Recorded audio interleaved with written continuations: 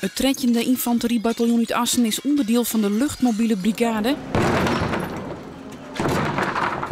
en is vlug inzetbaar hoe de hele vrouw om daar speciale opdracht nu te vieren. Likos het zuiveren van gebouwen, oftewel zien dat er vijanden of explosieven in zitten.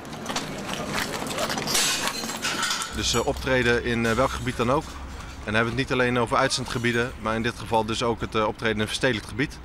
Vandaar deze locatie. We zetten een lietse camera op de helm van soldaat Niels, die het net maar zijn achternaam neemt weer vol. De leegstaande flat om de Skieringewei in Leeuwarden is ik voor hem een goede locatie om rust te oefenen.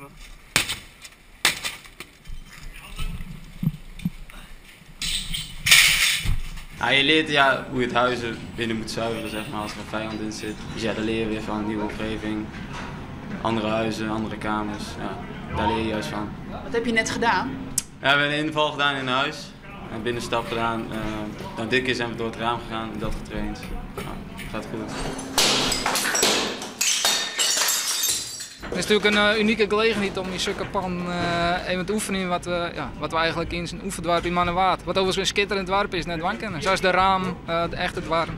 En dan zul je dat altijd langer door het om naar binnen te komen, zeg maar. Ja, dat dacht ik wel. De vijand jeet je me in elk geval omkomen. Serieus omkomen, ja. Maar dat is net erg, want dan kan je ze voetkroepen. Dus, Binnen links! Wij gaan naar boven! Ja. Safi, dus wij komen zo vooruit! Ja, jo. Het is gewoon geweldig dat we hier zo oefenen kennen.